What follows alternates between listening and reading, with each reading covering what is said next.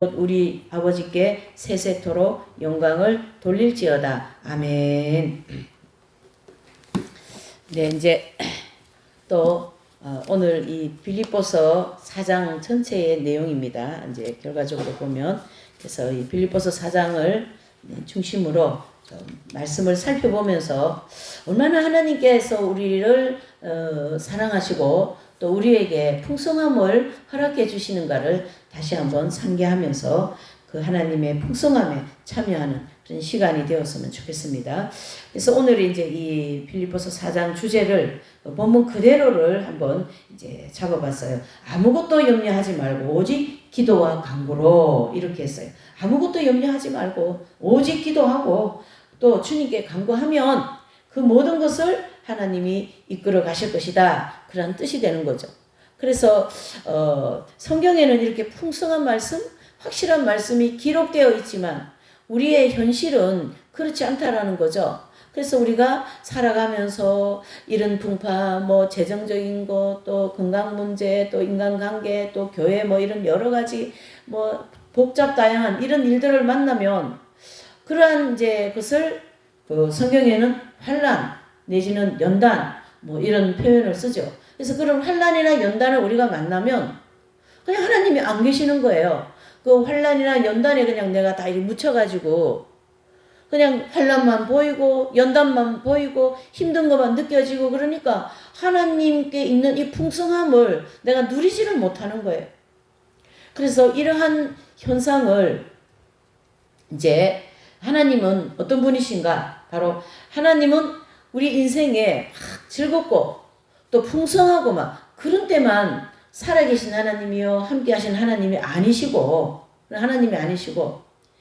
이제 인생에서 먹구름이라 할 수 있죠. 그런 여러 가지 고난이 올 때는 그 먹구름 속에서 하나님은 또 그 먹구름의 배후에서 또 건너편에서 언제나 우리를 바라보시고 우리를 지키시고 또 하나님은 어떤 분이셔요? 빛나고 찬란한 그런 태양 같으신 그런 예수 그리스도이시다 이렇게 보셔야 됩니다. 그러니까 이 말씀은 뭐냐면 성경 전체를 대표할 수 있는 말씀인데 하나님은 역경에도 함께 하시고 순경에도 함께 하시고 태양 같은 그런 밝을 때도 함께 하시고 어때요? 구름같이 캄캄한 칠흑 같은 굴 속에 내 인생이 갇혀 있는 것처럼 그러한 때도 함께 하신다 이렇게 볼 수가 있는 거죠. 그래서 말라기서 4장 2절에 보면 하나님을 어떻게 표현하고 있습니까? 태양에다가 표현하고 있죠. 하나님을 해 같은 분, 하나님은 태양 같으신 분. 그래서 이 태양과 해는 이 자연계에서 가장 빛이 밝은 그런 자연계 아닙니까? 거기를 말라기 선지자는 인용을 하여서 하나님은 태양 같으신 분이시다. 하나님은 어떤 분이에요? 밝은 해와 같은 분이다. 그렇기 때문에 우리가 아무리 어두운 그 먹구름 속에 있는 인생이라 할지라도 내가 아무리 그 굴 속에서 그렇게 있는다 할지라도 여러분 잘 보세요. 태양 같은 하나님이 언제나 나를 비춰주고 계신다. 내가 느끼지 못할 뿐이지 이렇게 볼 수가 있습니다. 제가 이 말씀을 이 빌립보서 4장을 준비하면서 정말 제 개인적으로 그냥 준비하는 사람이 은혜를 많이 받아버렸어요. 이야, 진짜 이 하나님의 풍성함을 정말 그 풍성한 그 자체를 그냥 막 누리면서 인생을 사는 것이 가장 행복하겠다.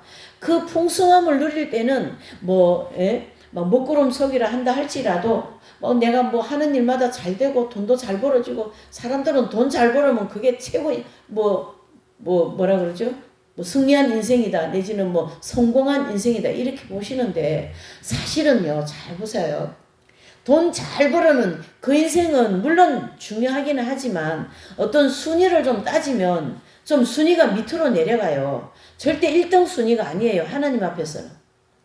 이해되십니까? 근데 우리 사람은 그 가치관을 돈 잘 벌고 내가 하는 일마다 잘 되고 우리 자식들이 잘 되고 그런 데만 모든 것이 포커스가 되어 있기 때문에 이 넓고 풍성하신 하나님을 체험할 수가 없다. 이렇게 볼 수가 있는 거죠. 그래서 그 먹구름 속에서도 또 그 배후의 그 건너편에서 언제나 빛나고 있는 그 찬란한 태양처럼 계시는 그 그리스도는 어제나 오늘이나 영원토록 살아계신 주님이시다. 태양 같으신 분이시다. 해 같은 분이시다. 이렇게 볼 수가 있습니다. 왜 이 얘기가 강조적으로 돼야 되냐면 우리가 먹구름 속, 즉 내가 환난이 있고 괴로움 속에 있으면 그냥 이 풍성하신 하나님을 그냥 잊어버리는 거예요. 그 먹구름 속에 하나님을 그냥 파묻어 버린 거예요. 내 마음에서. 그러니까 나는 뭐냐, 내가 뭐냐, 예? 저도 그래요, 저도 그래요. 교회가 뭐냐, 이거 성도들도 안 오고 뭔가 목회자가 교회 성도들 오는 거가 가장 희망이지 않습니까? 안 와도 괜찮다. 이렇게 얘기하면 또 누가 저보고 그러더라고요. 교회 사람 오는 것도 반가워하지 않고 뭐 그런데요. 아니 사람이 아니지 그러면. 교회 사람 오는 거를 반가워하지 않으면 그건 사람이 아니지. 반가워하지만 그걸 뭐 어느 사람처럼 막 그냥 막 최고로 생각하고 그렇지 않다. 교회에 사람을 보내고 안 보내는 건 하나님이 하시는 일이다. 그 많은 성도들을 다 내어보내는 것도 하나님이 하시는 일이고 그 많은 성도들을 그 교회에 보내는 것도 하나님이 하시는 일이라는 그 철칙을 저는 확실히 가지고 있기 때문에 교회에 사람이 오고 안 오고에 대해서 내 마음이 요동치지는 않는다. 그 얘기를 하는 거죠. 그러나 교회 사람을 얼마나 반가웠겠습니까? 이해되십니까? 그러나 오늘 이 빌립보서를 통하여서 그 먹구름과 같은 그 여러 가지 고난 속에 있는 그 가시밭길과 같은 그 가운데에서도 태양같이 비춰주시고 해 같은 하나님은 나와 함께 계시고 언제나 살아계시는 하나님이시고 그렇죠. 제가 지금 이제 우리나라가 상당히 지금 심각한 그런 시간들을 보내고 있습니다. 잘하고 있는 대통령을 단행시켜가지고 감옥에 넣어놓고 말이죠. 막 저렇게 이상한 사람들이 저렇게 하고 막 그렇지 않습니까? 네.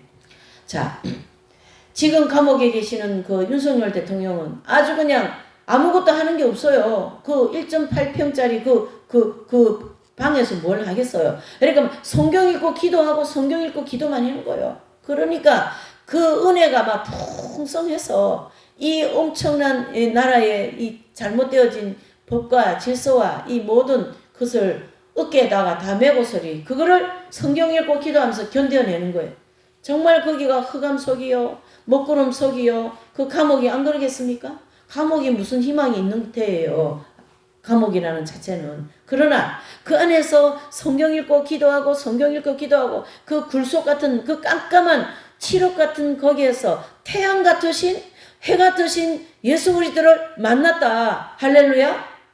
그러니까 그 10분 면회하고 온 장동혁인가 그분하고 박민 그분 하여튼 그 두 분이서 아주 10분 면회 중에 5분은 세 사람이 펑펑 울고 그 다음에 이제 몇 마디 인사말하고 나왔는 모양이더라고요.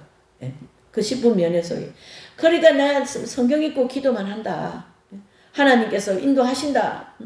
하나님의 말씀은 내 발의 빛이요 내 발등상의 길이다고 이걸 확실히 깨달아버린 거예요. 여러분 성경 읽으면요 우리에게 능력이 막 주어지시는 거예요. 하나님의 말씀은 내 인생의 능력이다. 하나님의 말씀은 영원히 빛나리라. 그렇게 말씀하고 계시지 않습니까? 이사야서. 이와 같이 내가 지금 감옥에 있습니까? 내가 지금 여러 가지 고통 속에 있습니까? 하는 일마다 안 되었습니까? 굴속에 있는 것 같은 내 인생이 그렇습니까? 걱정하지 마세요. 성경 한 권이면 모든 것을 해결할 수 있는 그러한 축복이다. 이렇게 볼 수가 있는 거죠. 그래서 오늘 이 빌립보서는 환경 때문에 절망하고 환경 때문에 여러 가지 문제 때문에 좌절하는 그런 성도들은 무슨 말이에요? 주님에 대한 의뢰 내지는 믿음이 없거나 자기가 의뢰하는 주님이 누구인지 알지 못하는 자이다. 그것을 이 빌립보서 4장에서 말씀해주고 있는 거예요. 그래서 빌립보서 4장에서 만약에 예를 들어서 4장 6절에서 아무것도 염려하지 말고 오직 모든 일에 기도와 간구로 너희 구할 것을 감사함으로 하나님께 아뢰라. 이렇게 역설적인 말씀을 해주고 있어요. 환경 때문에 절망하고 또 막 여러 가지 이런 고통 때문에 내가 아무 내 인생이 희망이 없는 것처럼 그러한 사람을 향하여서 사도 바울은 어떻게 해요?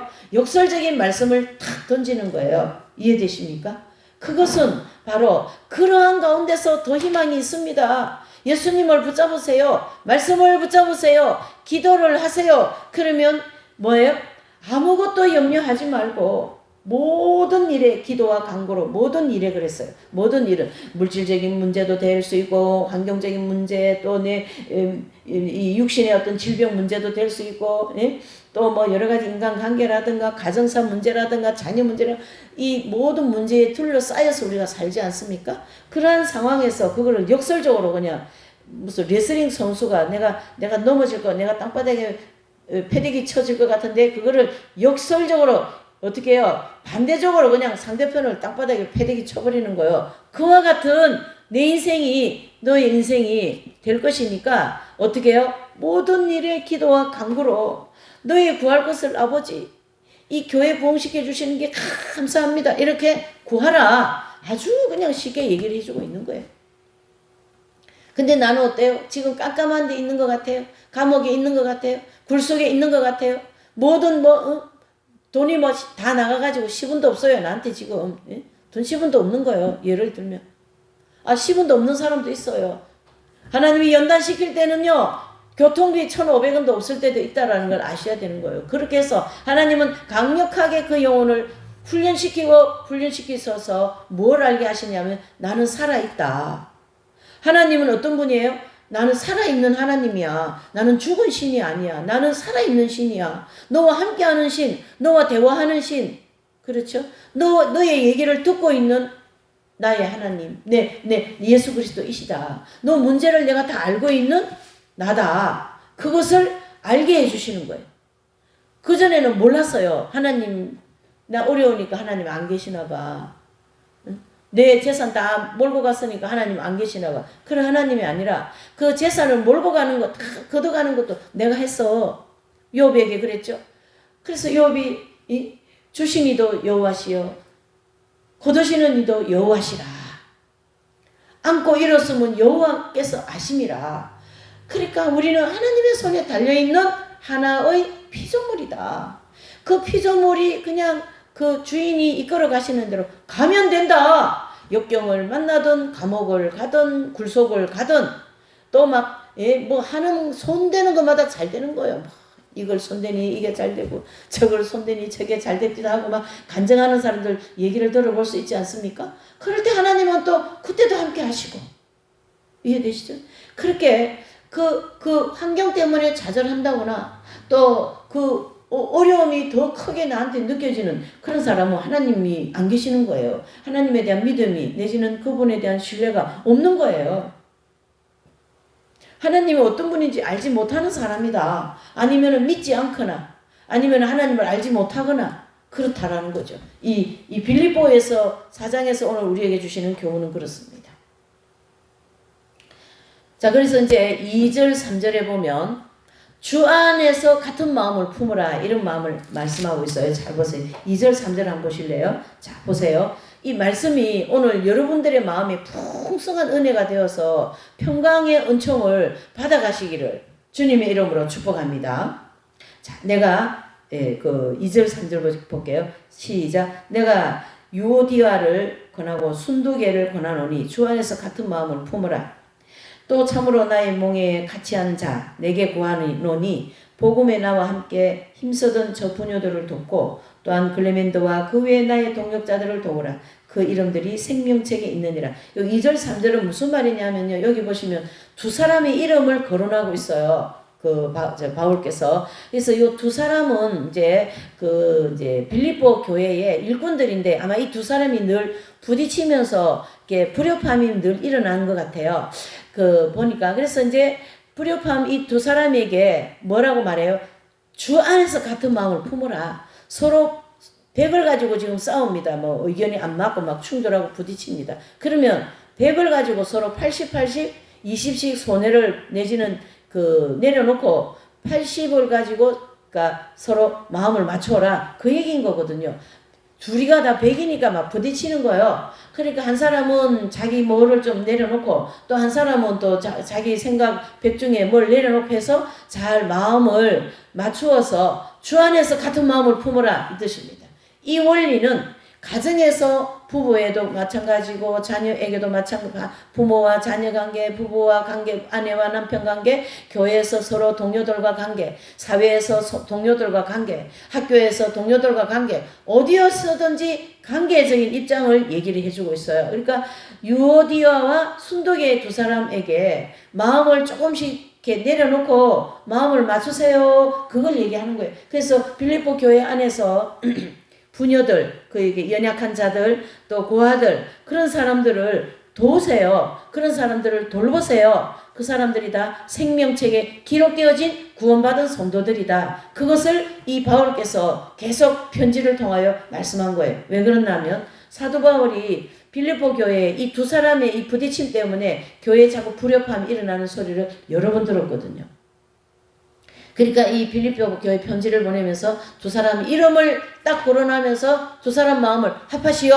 주 안에서 한 마음을 품으시오. 그거를 말씀해 주고 있어요.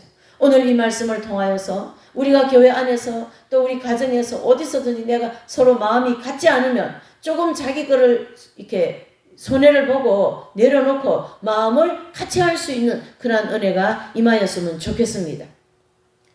그래서 그 동역자들을 도우는 그러한 서로에게 유익이 되는 교회에서든 어디든지 그렇죠?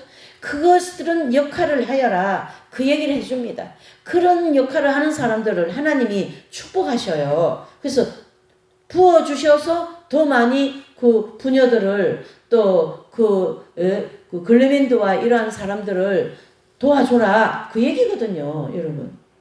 제가 이 부분을 준비하면서 정말 이 세수만교회 흥금하고 또 이런 주방에서 여러 또 뭐 이런 여러 가지로 도운 손길들이 얼마나 많습니까?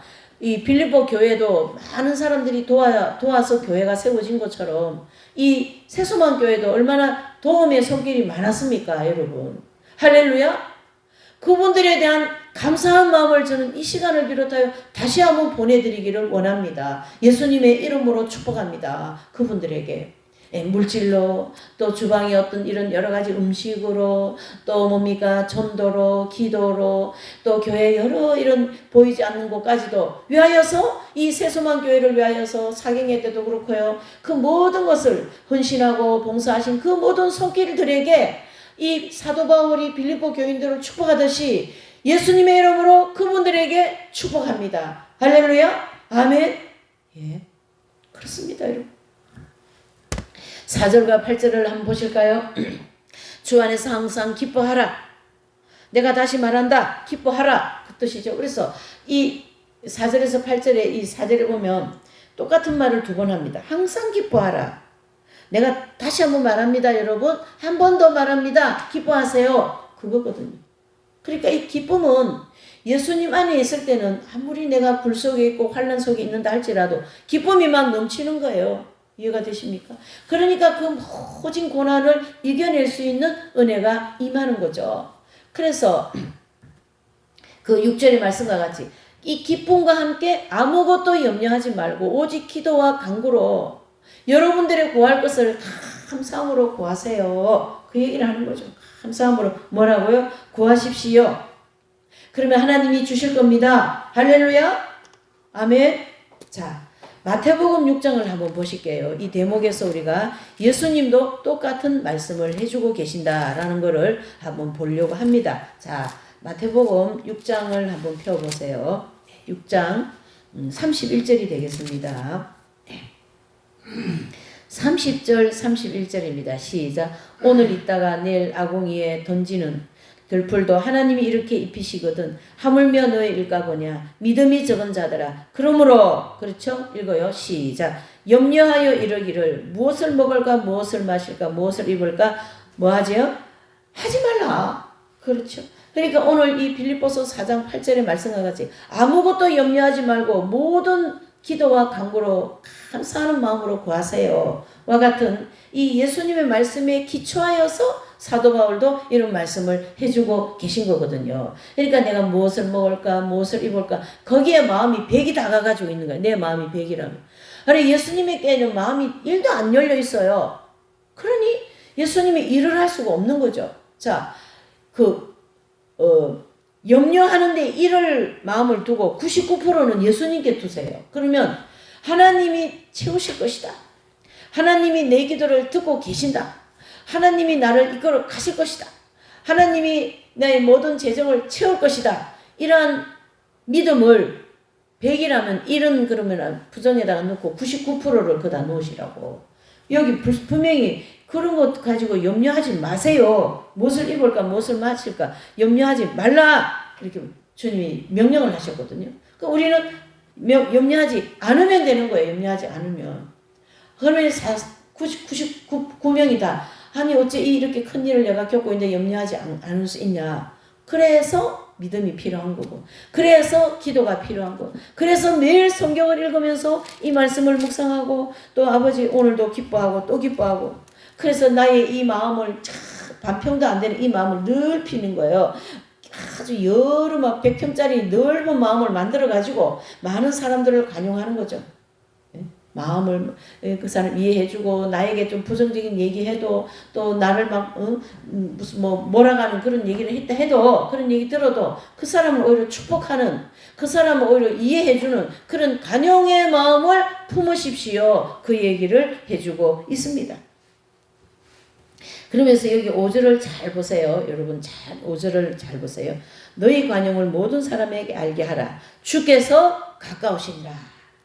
사도 바울은요, 이 13편의 서신 속에 굉장히 종말론적인 신앙을 많이 강조하고 있다는 걸 아셔야 됩니다. 그러면서 6절과 이제 7절을 말하면서 이제 8절에는 종말로 형제들아 이렇게 종말론적인 신앙을 가지라고 강조적인 입장을 이렇게 배우고 있습니다. 그래서 우리가 이 지금 시대에 살아가는 지금은 종말론이 아니라 종말을 눈앞에 이제 완전히 지금은 종말을 우리는 시대를 살아가고 있거든요. 그래서 우리가 마지막 때 부르는 하나님께 일꾼으로 부르리는 사람들은 다 종말론적인 사역자리다 이렇게 보면 됩니다. 종말의 종들이다 이렇게 보면 됩니다. 그러니까 우리가 지금 이렇게 뭐 부름을 받고 또 하나님께 사명 있다 소리 듣고 그러면 그게 다 언제 쓰임 받을 거냐 하면요, 마지막 종말에 내지는 7년 대환란 때, 그때 우리를 하나님이 이제 사용하시기 위하여서 지금 다양한 훈련을 연단을 시키고 계신다 이렇게 보셔야 되는 거예요. 할렐루야 아멘이십니까 여러분? 그러니까 우리는 어떤 사람이에요? 종말론적인 사람이다 이렇게, 내지는 종말론적인 사역자들이다 이렇게 볼 수가 있는 거죠. 그래서 하나님께서 저와 여러분들을 오늘 이 빌립보서 4장을 통하여서 결과적으로 무슨 뜻입니까? 마지막 때에 종말론적인 신앙생활, 종말론적인 사명을 담당하는 사람은 그 8절에서 9절에 보면 정말로 형제들아 그러면서 쭉 어떻게 살아야 되는 거를 아주 정확하게 이렇게 이제 피력을 해주고 있죠. 뭐라고 하십니까? 여기 PPT에 잘 정리해놨습니다. 제가 잘 보세요. 경건하며 오르며 정결하며 사랑하며 칭찬하며 덕이 무슨 덕이 있든지 기름이 있든지 이것들을 생각하라. 지금은 종말의 신앙이 절대적이다 이렇게 볼 수가 있는 거죠. 이해되십니까? 하나님께서 우리는 지금 이제 이 자연재앙이라든가 또 모든 저 유럽 또 러시아 또 우크라이나 전쟁, 이스라엘과 또 전쟁, 또 이 미국과 지금 이 중국의 이 대치 상태, 또 대한민국 중간에 껴가지고 지금 뭐 전 지구가 지금 어디를 치닫고 있냐 하면은요, 잘 들으셔야 됩니다. 전 지구가 어디를 치닫고 있냐 하면은요, 세계 3차 전쟁을 향하여 나가고 있다 이래 보시면 됩니다. 그 전쟁의 지금 서막을 지금 나가고 있다. 그래서 막 무기도 준비하고 막 나라에서 지금 막 무기 준비하느라고 정신이 없지 않습니까? 왜요? 러시아나 우크라이나 보니까 러시아가 가만히 있는 우크라이나를 막 대포를 쏴가지고 전쟁을 이제 시작했잖아요. 저 전쟁이 지금 3년째라고 합니다. 3년째. 그러니 그 주변에 있는 유럽이 지금 유럽 나라들이 이게 불안한 거예요. 이제 야, 저 전쟁이 이제 가만히 있는데 전쟁 보러 오니까 우리도 언제 걸어올지 모르니까 무기를 준비하자 이렇게 된 거예요. 그런 여러 가지 마음과 여러분 잘 보셔야 돼요. 우리가 세수마교회는 요한계시록 공부를 많이 하고 또 마지막 때에 대한 진리를 많이 증거하기 때문에 이 부분이 굉장히 예민한 거예요. 잘 보세요. 전쟁이라는 게 나라와 나라를 하는 전쟁도 오랫동안 준비를 해서 하는데 세계 전쟁이 일어나는데 준비 안 하고 이 전쟁이 되겠습니까? 그와 같이 각 나라에서 이 전쟁에 참여할 수 있도록 하나님이 섭리를 해 나가신다. 하나님의 계획을 이뤄 나가시기 위하여 길을 열어 가신다. 이렇게 보셔야 됩니다. 아니면 이 가을 하늘이 맑은 하늘이 얼마나 이쁜지 모릅니다. 요즘에는 파란 하늘에 흰구름이 뭉게가 어제도 KTX를 타고 내렸는데 그렇게 하늘이 이쁠 수가 없는 거예요. 푸른 초목들 위에나 파란 하늘이 얼마나 이쁘겠어요. 그런 때에 무슨 전쟁이 난다고 저기는 맨날 저런 소리 하냐.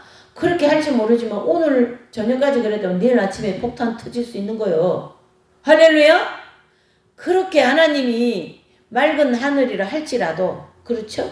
전쟁이 날 때 되면 난다 이 얘기예요. 마치 푸른 하늘에 구름 한 점 없는 그 하늘에서 비가 40일 동안 내린다고 그 노아가 방주를 120년 동안 짓고 있을 때 이 푸른 하늘에 맑은 구름이 있는 이 기에 무슨 비 온다고 저 영감이 노망이 들었다 하는 둥 뭐 치매 걸렸다고 막 얼마나 해댔겠어요. 100년 동안 노아 방주 지을 때. 근데 그 푸른 하늘과 구름 한 점 없는 거기에서 비가 왔어요, 안 왔어요?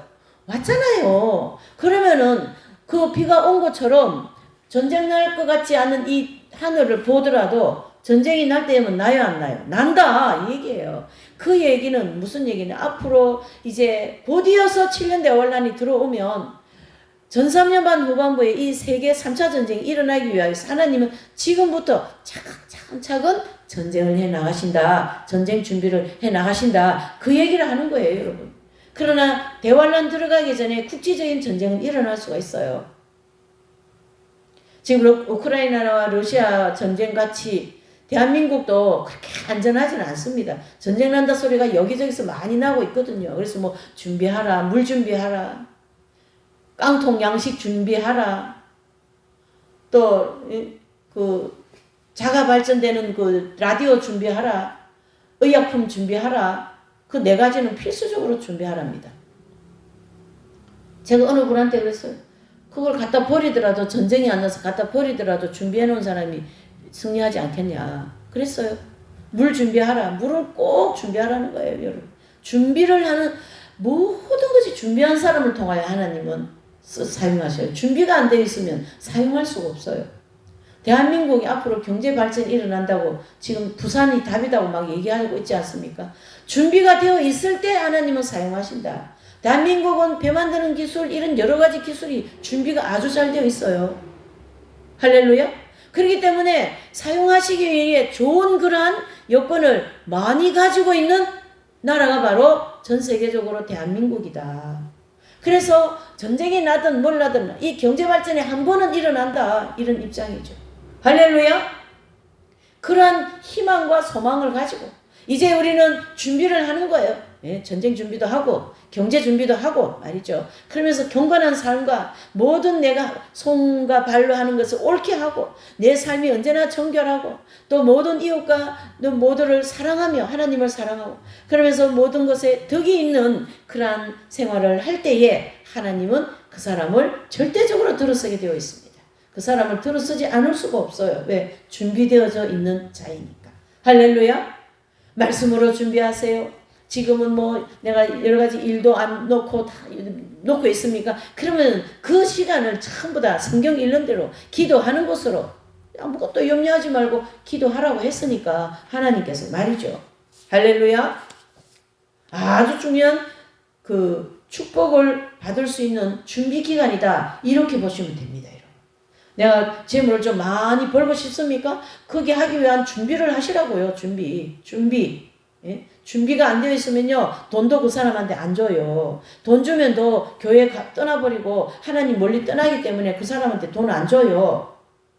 돈을 줘도 이 돈을 가지고 복음을 위하여 교회를 위하여 영혼 구원을 위하여 잘 사용하면 오늘 여기 바울도 말씀하지 않습니까? 그렇죠? 이제 유오디아와 순도계에게 마음을 같이 하여서 부녀들을 돕고 글레멘드와 그 외에 모든 동역자들을 도우라. 마음이 안 맞아서 맨날 싸우지 말고 도우는 역할을 하시오. 똑같은 입장이 아니겠습니까?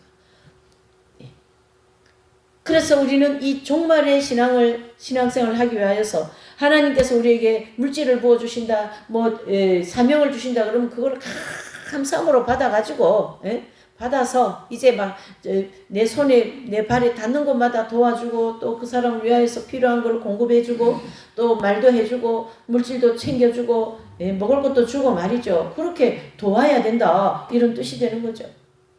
할렐루야. 그렇게 내가 남에게 나누면서 사는 내 인생이 얼마나 복됩니까? 내가 남에게 줄 수 있다는 게 얼마나 복됩니까? 내가 이 교회를 위하여 헌신할 수 있다는 게 얼마나 복됩니까?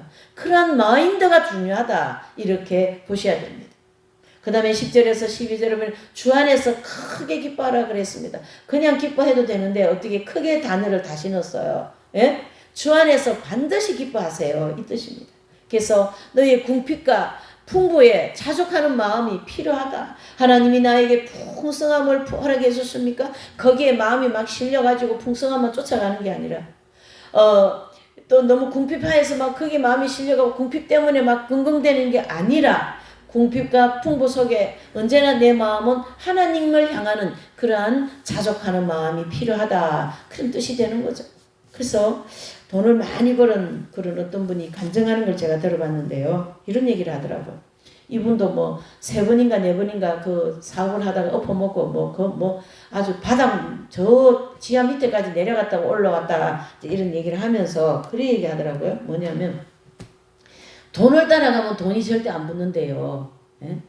그러면 어디를 따라가야 되냐? 자기가 딱 세우는 그 철학 있죠. 나는 이렇게 해서 이렇게 가겠다. 그 철학을 따라가라는 거예요. 자, 그 사람은 예수님을 안 믿는 사람이니까 그런 얘기를 하지만 우리는 어때요?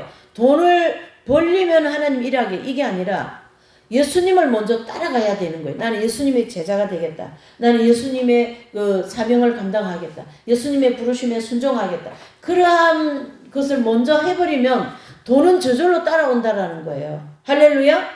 그래서 하나님의 뜻을 먼저 따르고 그 1번입니다. 2번은 돈이라는 거예요.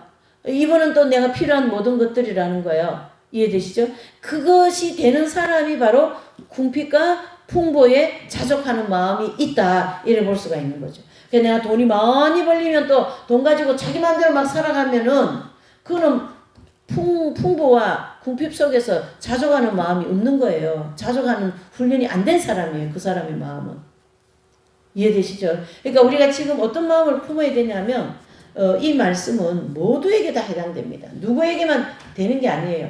하나님이 나에게 무슨 직분도 주시고 하는 일이 잘 되고 교회도 잘 되고 돈을 버는 사람은 돈이 잘 벌려고 막 그랬다고 합시다. 그러면 거기에 마음이 다 실려버리면 그 사람은 안 되는 거예요. 그거는 하나님이 하시는 일이고 나는 누구를 따라가야 됩니까? 예수님의 제자로서, 예수님의 사역자로서, 예수님의 그 수도자로서, 예수님의 목회자로서 그 예수님을 따라갈 때에 주변의 모든 것은 자동으로 따라온다. 절대 돈을 따라가면 안 됩니다. 절대 내가 하는 일에 따라가면 안 되는 거예요. 그것은 2번으로 언제든지 내 인생에 순위를 놔야 됩니다. 할렐루야? 그런 내 생각과 자기 나름의 신앙의 철학이 필요한 거예요. 그래서 오늘 이 사도 바울은 저와 여러분들에게 풍부와 궁핍에 자족하는 마음을 배우세요. 풍부하다고 교만할 것도 없고 궁핍하다고 내 마음이 쪼그라들 것도 없어요. 아멘이십니까? 언제나 내 마음은 예수님과 함께 언제나 주 안에서 내가 기뻐하고 언제나 주 안에서 나는 기도와 간구로 그 주님의 말씀을 따라간다. 이렇게 내 마음이 정해져야 되는 것입니다. 13절과 14절에 보면은 이렇게 말씀하시죠. 이제 그렇게 쭉 말씀하면서 다 같이 13절 14절요. 시작. 내게 능력 주시는 자 안에서 내가 모든 것을 할 수 있느니라. 그러나 너희가 내 괴로움에 함께 참여하였으니 잘하였도다. 사도 바울이 지금 여러 가지 선교하는데 막 고난이 많습니다. 근데 이 필리포 교인들이 신앙이 좋아가지고 언제나 사도 바울이 그 궁핍할 때에 여러 번 헌금을 보냈어요. 그거에 대해서 감사하다 그런 얘기를 하면서 15절 시작. 빌립보 사람들아 너희도 알거니와 복음의 시초에 내가 마케도니아를 떠날 때에 주고받은 내 일에 참여한 교회가 너희 외에는 아무도 없었다. 무슨 말입니까? 사도 바울이 말이죠. 여러 가지 사역 때문에 어려움을 겪을 때 다른 교회들 뭐 고린도 교회도 있고 뭐 데살로니가 교회도 여러 교회가 있었는데 유독 요 빌립보 교회만 사도 바울의 어려움에 같이 동참을 하여서 거기에 헌금도 보내었다. 내가 여러분들이 보내준 그 헌금으로 지금은 풍족합니다. 그 얘기를 그 감사한 인사를 지금 한 거죠. 이해되시죠? 예. 16절요. 시작. 다 같이 읽어봅니다. 데살로니가에 있을 때 너희가 한두 번 나의 쓸 것을 보내었도다. 그렇죠? 한두 번 빌립보 교인들이 사도 바울이 지금 어디에서 사역을 하는데 너무너무 힘든데요. 우리가 빨리 헌금을 십시일반 모여가지고 빨리 보냅시다. 그래가지고 아마 이제 헌금을 보냈는가 봐요. 한 번도 아니고 한 두어 번 보냈는가 봐요. 그걸로 인하여 사도 바울은 그 사역하는데 너무나도 유용하게 쓰고 너무나도 풍족하게 지금 있다. 제가 이 대목을 보면서 그동안에 새소망교회를 위하여 헌신하신 분들 정말 너무나도 고맙습니다. 그분들에게 풍성한 축복을 주시라고. 예? 그렇게 제가 마음이 막 올라오는 거예요. 예? 그분들을 향한 감사한 마음이 막 올라오는 거예요. 할렐루야. 여러분 이렇게 교회도 어려운데 끝까지 교회를 지키고 있는 이 심령에게 축복하시라고. 하나님 아버지 이 마음을 아버지 받아주시라고. 기도가 안 될 수가 없는 거예요. 너무나도 고맙기 때문에 하나님의 교회를 끝까지 지키고 있지 않습니까? 하나님의 교회를 떠나지 않고 지키고 있지 않습니까? 이게 얼마나 고마운 일이고 감사한 일입니까? 그것을 오늘 이 바울 사도를 통하여 말씀해주고 있다. 내가 데살로니가 있을 때 너희가 한두 번 나의 쓸 것을 보내지 않았습니까? 그 얘기입니다. 그러면서 17절을 다 같이 보십니다. 시작. 내가 선물을 구한다 아니요 오직 너희에게 유익하도록 과실이 번성하기를 구한다. 그러니까 어때요? 사도 바울이 그 빌립보 교인들을 향하여서 하나의 씨앗을 뿌렸는데 100배의 결실을 할 수 있도록 이 바울께서 이제 빌립보 교인들을 향하여 축복 기도를 하고 계시는 거죠. 할렐루야. 여러분 얼마나 감사한 일입니까? 18절요. 내게는 모든 것이 있고 또 풍부한지라 에바브로디도 편에 너희의 준 것을 받음으로 내가 풍족하니 이는 받을 실만한 향기로운 제물이요 하나님을 기쁘시게 한 것이라 그랬습니다. 사도 바울이 그 고통 속에 있고 물질적으로 그러니까 사도 바울이 너무 힘들어 이때는요 지금으로 말하면 아르바이트 해가지고 목회를 했어요. 선교를 했어요. 금을 깁는 그런 일을 하면서 이제 선교를 했거든요. 바울이. 그러니까 얼마나 경제적으로 어려웠겠는 말이에요. 그걸 알고 빌립보 교인들이 이제 헌금을 보내준 거거든요. 그러니 지금은 풍족하다. 누구 편으로 보냈습니까? 누구 편으로요? 18절에 보니까 에바브로디도 편으로 그걸 보낸 걸 내가 받았다. 그 받은 그 제물을 어떻게 향기로운 제물이다. 향기. 하나님께서 받으실 만한 제물이다. 하나님께서 기뻐하시는 제물이다. 그 얘기를 바울이 하고 계시는 거예요. 여러분. 새소망교회를 향하여 또 복음 선교를 향하여 하나님께 드린 이 모든 제물들은 다 뭡니까? 향기로운 제물이 되어야 될 줄 믿습니다. 할렐루야. 거기는 양이 크고 많고 작고가 없어요. 그 마음에 그 사람이 형편에 최선을 다해서 그 향기로운 제물을 그 예물을 바친다면 그것이 향기가 난다. 그것은 절대적으로 천국에다 상급으로 남을 것이고 이 땅에서 그 사람이 필요한 모든 것은 100배의 결실로 그 사람한테 어떻게 해요? 베풀어 주실 거다. 그 얘기를 해주는 것이죠. 여러분 오늘 이 말씀은 저와 여러분들에게 너무나도 필요한 말씀이었습니다. 이해되시죠? 그래서 사도 바울은 고린도후서 4장 8절에 우리가 사방에 우겨삼을 당하여 쌓이지 아니하면 답답한 일을 당하여도 낙심하지 않는다. 한결같이 이런 하나님의 채우심을 경험하면서 하나님의 공급하심을 경험하면서 이 굴 속에 있는다 할지라도 어둠에 있는다 할지라도 태양 같은 빛 같은 예수님이 나를 지켜주시고 그분이 나를 인도하고 계시기 때문에 괜찮다. 그 얘기를 하고 있는 거죠. 시편 23편 1절에도 여호와는 나의 목자시니 내가 부족함이 없으리로다. 그랬습니다. 내가 부족함이 없다. 여호와 하나님께서 풍성하게 모든 것을 채우실 것이다 라는 걸 절대적으로 믿으시고, 그렇죠? 13절의 말씀같이 내게 능력 주시는 자 안에서 모든 것을 할 수 있다고 말씀하지 않았습니까? 그렇기 때문에 여러분 오늘 이 빌립보서 4장 말씀을 오늘도 종일 읽으시고 아예 외우시고, 그래서 내게 능력 주시는 자 안에서는 내가 못할 일이 없다. 그렇죠? 아무것도 염려하지 말고 모든 일이 기도와 간구로 너희 구할 것을 구하라. 그렇죠? 하나님께 아뢰면 평강이 뛰어난 하나님이 너희 마음과 모든 것을 채워주실 것이다. 아멘이십니까? 네. 그렇게 하면서 내 마음에 소망 없는 마음을 다 몰아내시고 이제 성령의 은혜로 이제는 이 빌립보서 4장 말씀을 내 마음에 내 영혼의 지성에 다 채우셔서 이제 더 힘차게 또 새로운 그러한 삶을 살아가시기를 빌립보서 3장 17절을 읽으면서 말씀을 마무리하시겠습니다. 빌립보서 3장 17절입니다. 예. 빌립보서 3장 17절 시작. 크게 읽읍니다. 시작. 형제들아 너희는 함께 나를 본받아라. 또 우리로 본을 삼는 것 같이 그대로 행하는 자들이 보이라. 아멘. 그랬습니다. 사도 바울이 가신 이런 신앙을 본받아서 오늘도 우리가 열심히 주님을 향하여 달려간다면 오늘 이 빌립보 교인들에게 주신 이 축복과 또 내가 하고자 하는 모든 것을 또 하나님이 베풀어 주시게 될 줄 예수님의 이름으로 축복합니다.